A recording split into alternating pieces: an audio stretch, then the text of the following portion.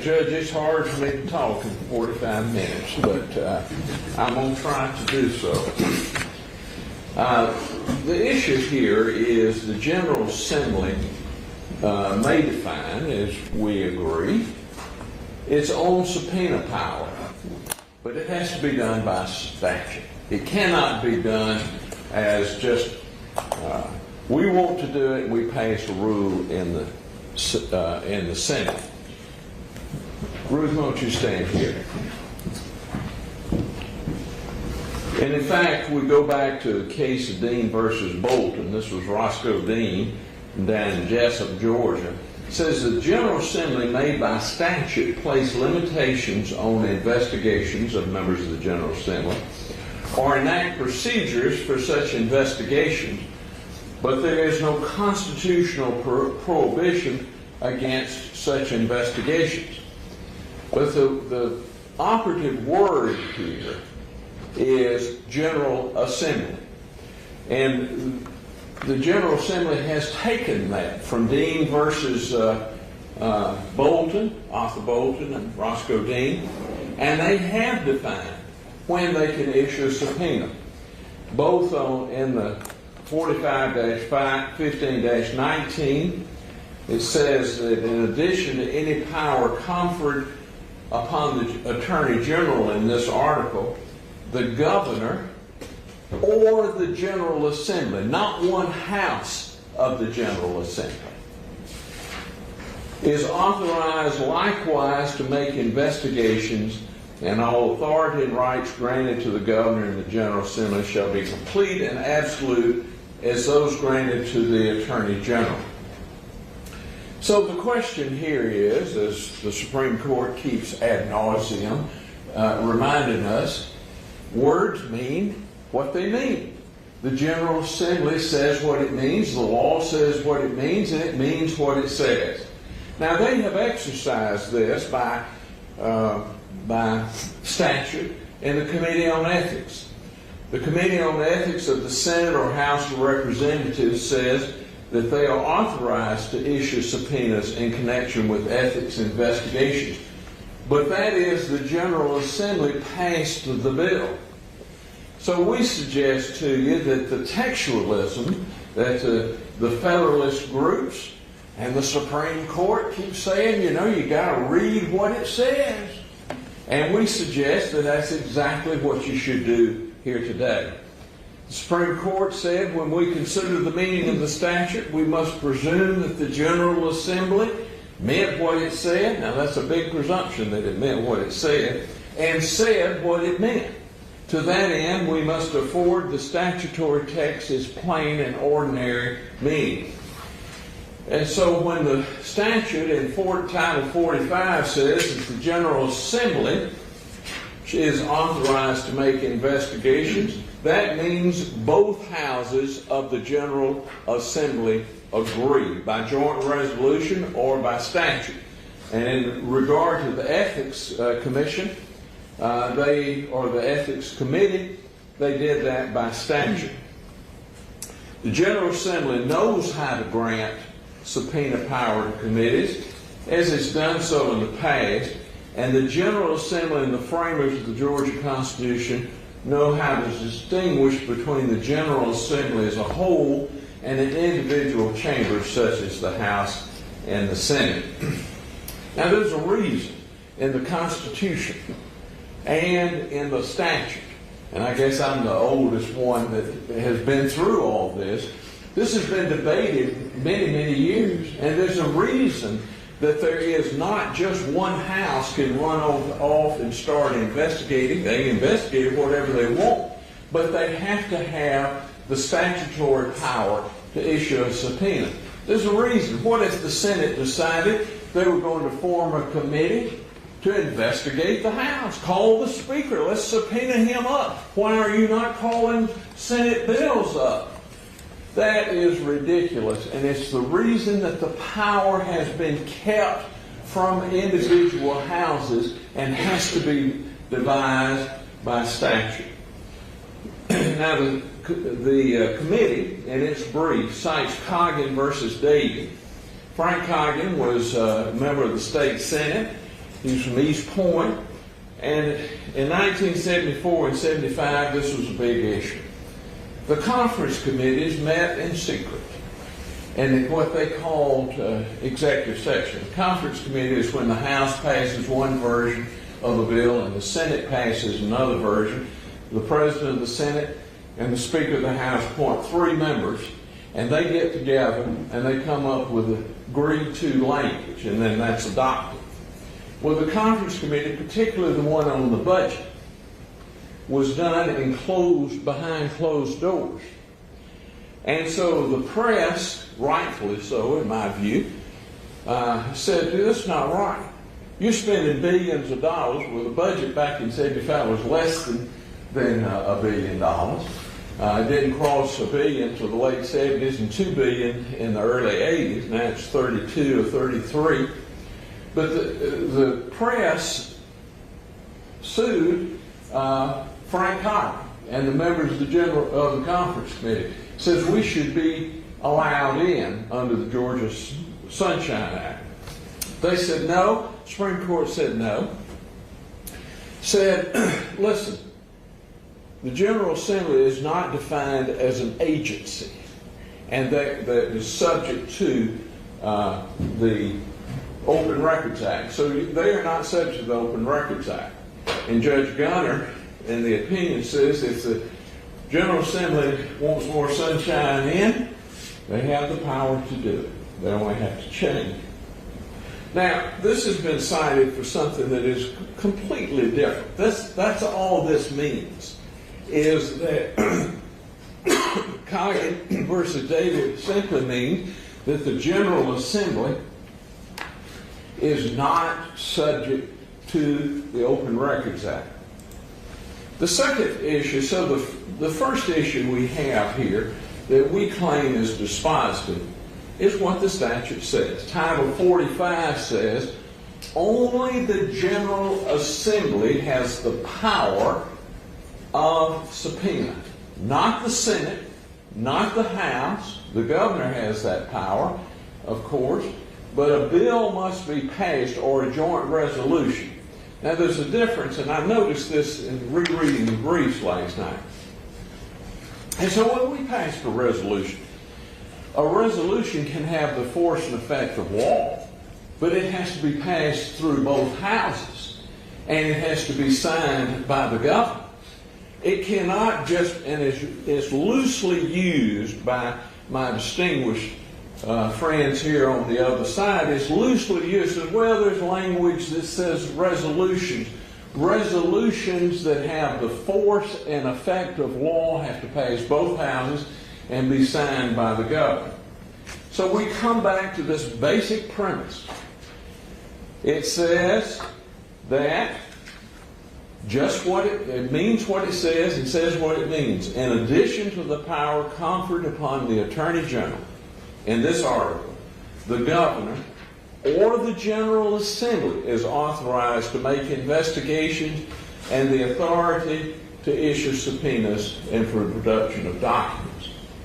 Not just the Senate. Now they're going to argue here, as they have in the papers, and I know you've read all this, oh well, that doesn't mean we can't rule ourselves.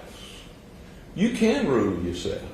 You can pass a resolution or a rule that says that every member of the Senate is subject to something. But you cannot go outside and issue a subpoena unless the General Assembly approves it. And it is done by joint resolution or by statute. Now the second issue that I'll posit to you today is this. This committee, and I'm going to talk more about how all of this occurred. This committee issued this subpoena after adjournment sine die. You've seen sine die on the television where they throw all the paper up in the air. You know, I never have understood why they do that. But sine die simply means not to meet again. That's exactly what it has. And so what happens is Georgia is a General Assembly. It's a 2-year session. And on the second year, which is an even-numbered year, when it adjourns sine die, it is gone. It has no more force and effect. So what we suggest to you is, there's not a direct Georgia case on this, but there's plenty from Congress that says that after the General Assembly adjourns sine die, that is, not to meet again, that it has no power to do anything. It cannot issue a subpoena. Can it meet? Yes. Can it make recommendations to the next General Assembly? Sure. But it does not have the compulsive power of the state to summon someone before them under the pain of contempt. There's one of the early cases in 1821. They tried to hold this fellow in contempt to Congress. But the Congress, which I think one of the things wrong with the federal government is they stay in session all the time, but they used to adjourn sine die, not to meet again. And in Anderson versus Dunn, against Dunn, it was an 1821 decision of the Supreme Court of the United States. It held that the contempt power died with the Congress. That is, you couldn't hold somebody in contempt after the Congress had adjourned sine die. Peterson versus Elker, which is a Nebraska Supreme Court case in 2019, committee investigations and attendant subpoenas are presumed to cease to exist at the end of the term in which they are commenced. Two separate Department of Justice memorandums from the Office of Legal Counsel under both the Reagan and the Clinton administration held likewise that when the Congress adjourns, that's it. They can't issue a subpoena, they can't punish for contempt. Now the way they get around that up there now is they don't ever adjourn. But Georgia has a limitation on the number of days you can meet. So so that would be more difficult in Georgia. The resolution, House Resolution 978, says that the General Assembly adjourned sine die on March the 28th, and they did so. They ceased to exist. Now, from the opinions of the Department of Justice, it says, I'm just going to quote from part of it, this understanding that Congress subpoena power inheres in and is ancillary to the power to legislate leads logically to the conclusion that the legal obligation to comply with a congressional subpoena lapses upon the cessation of Congress's authority to legislate. So they can't have it both ways. They say, well, we can, yes, we adjourn sine die, but we can continue to issue subpoenas and punish for contempt. They can't have it both ways. Either they're in session or they're not. The decisions of the federal courts dealing with the Congress make it very clear when the Congress ends, its power ends. Now they're going to argue with you, well, we form all these study committees. They form all these study committees so they can get the per diem every day, to come to Atlanta and get paid a little bit and all of that other stuff. I've never seen one that did much, but they do it. And I'm not saying that's their business, that's their constituents.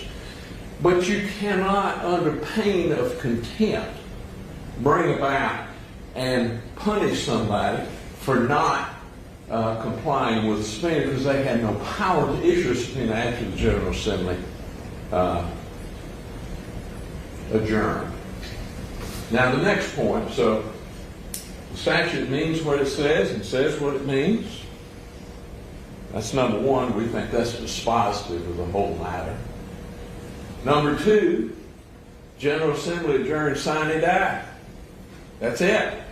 They can study all they want to, but they can't hold somebody in contempt or subpoena them after they die, after the sine die. The third point is the subpoenas are overbroad. Even if you got past those first two. we set forth what is asked or produced. All documents relating to the personal relationship between you and Nathan Wade from 2019 to the present day. I told somebody now, if the General Assembly is going to start investigating sex, they ain't going to be able to have a quorum before the General Assembly to act on anything.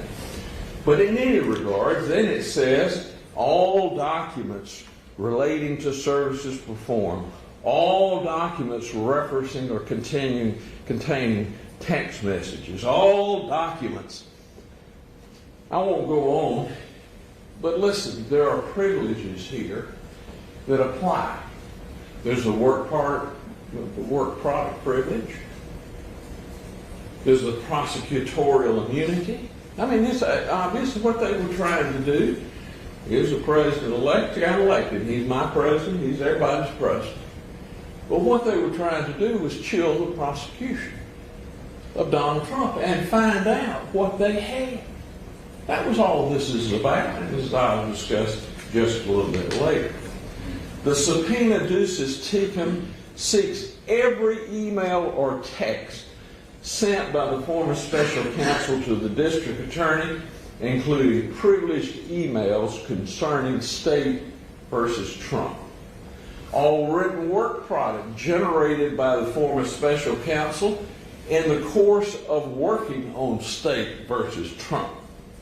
All documents sent to or received from the Department of Justice. Now, can you believe that? It says, we want to see what you got from the Department of Justice, regardless of any privilege. That's what they say, regardless of any privilege. We suggest to you that the law is clear, even under a civil case, that the subpoena is overbroad, even if it was validly issued, even if they could issue a subpoena after they adjourn and sign they die. Then they talk about Gonzalez versus Miller and says, well, this is just the end all to our questions. Let me tell you what happened.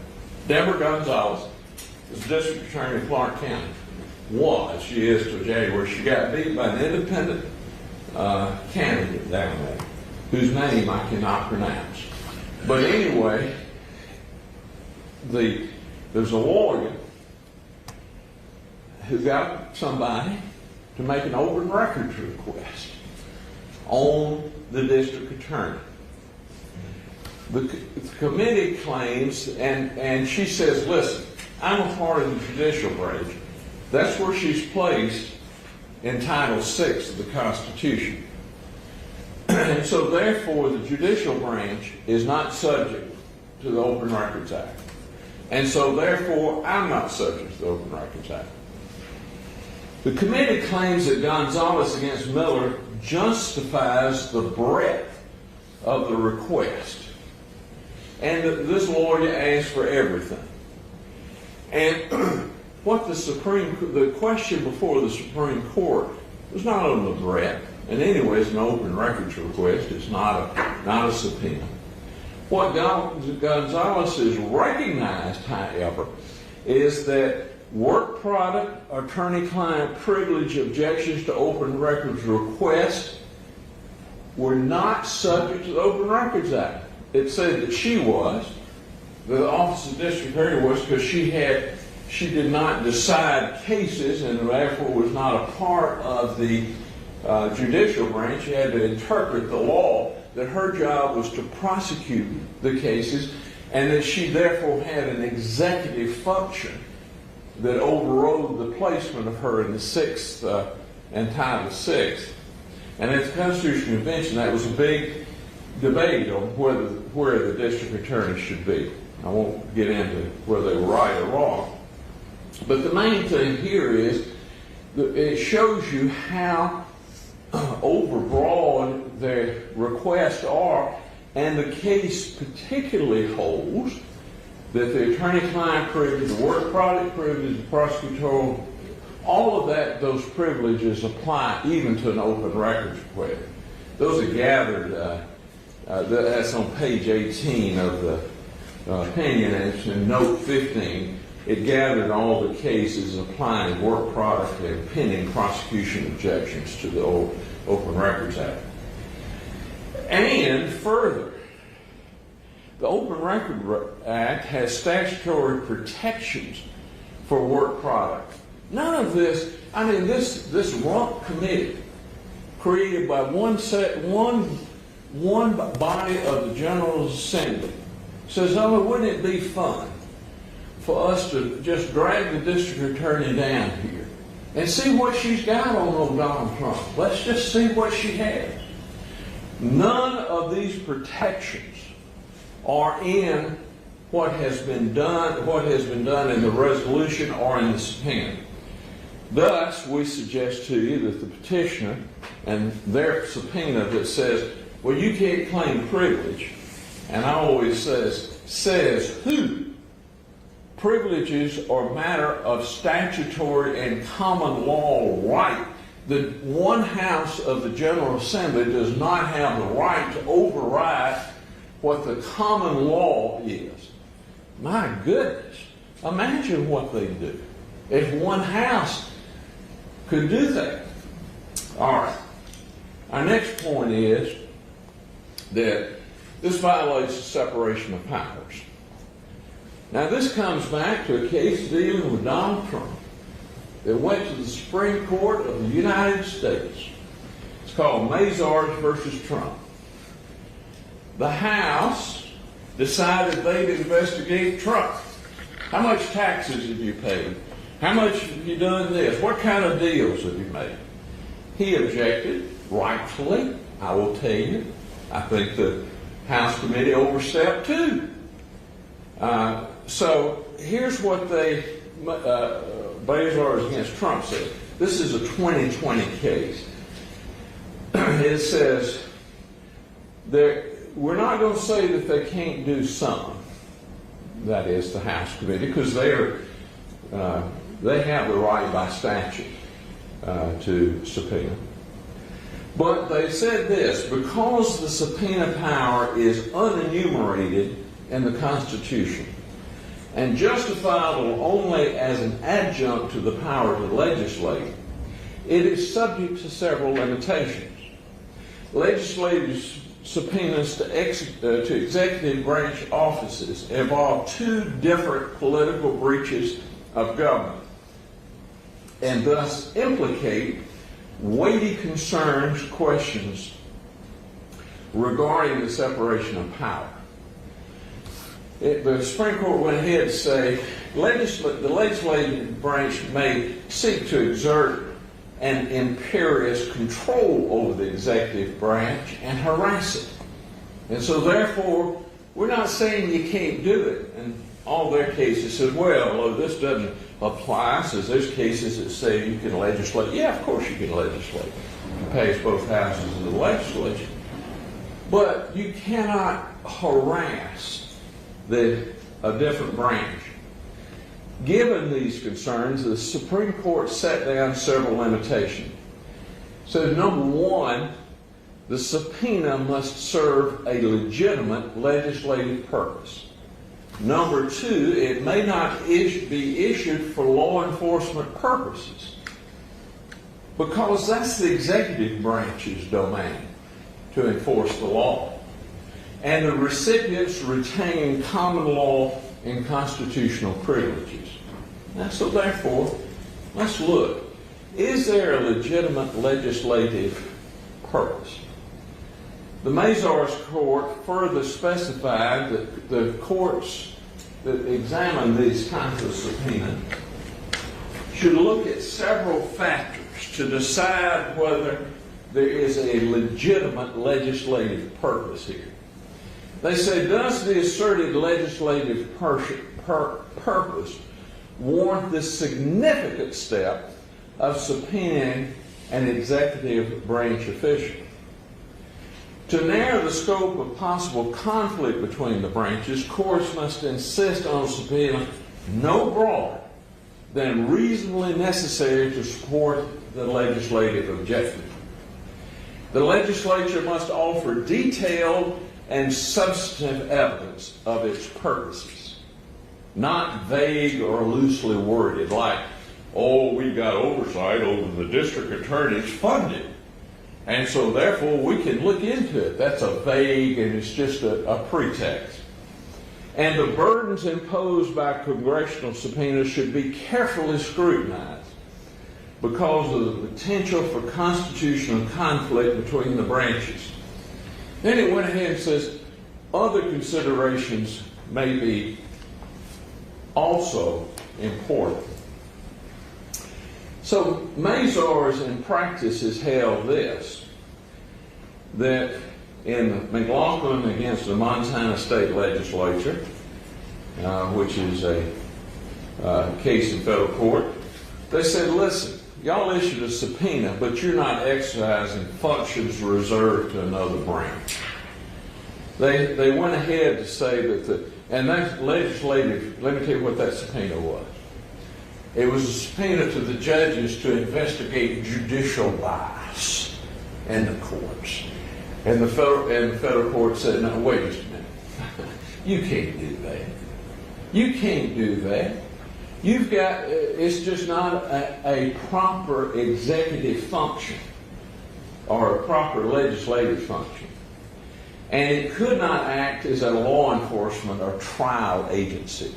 That's Watkins against the United States, 1957 United States Supreme Court. And you could not seek to expose for the sake of exposure. Mazars again. And there is no evidence of a legitimate purpose at all here. And so it fails to satisfy even one of the Mazars tests. And you say, well, how do you know that? Well, we'd have to be blind to not see what all of us can see and understand.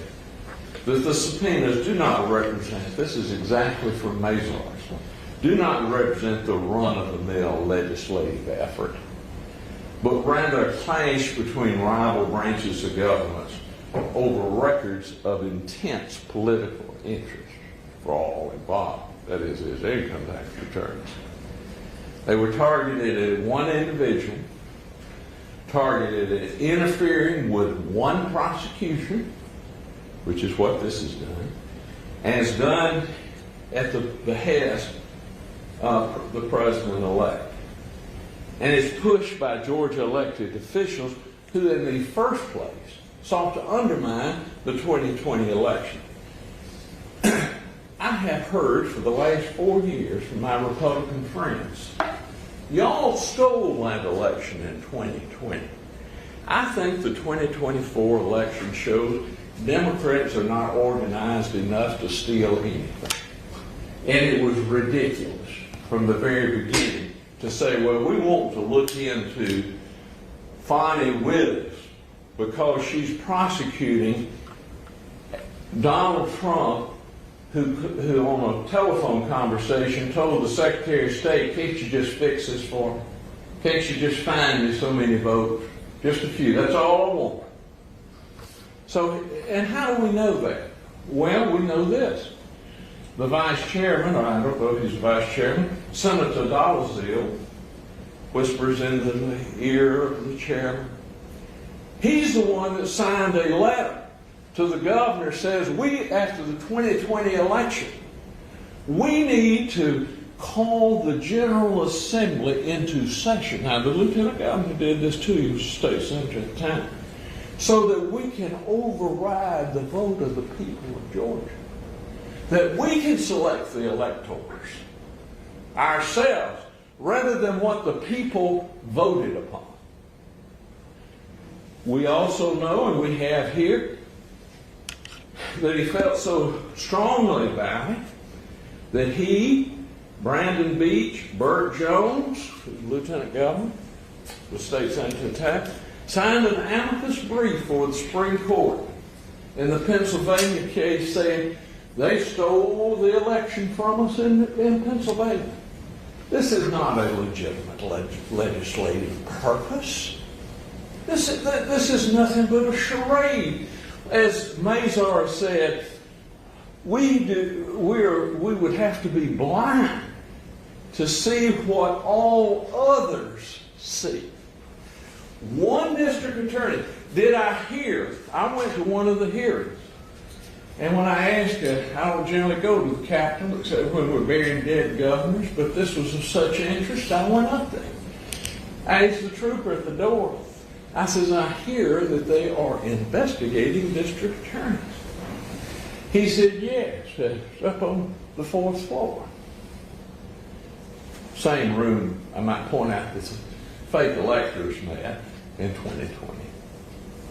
I said, well, I am sure they're going to have that lady, Jackie, whatever her name is, down on the coast, who failed to prosecute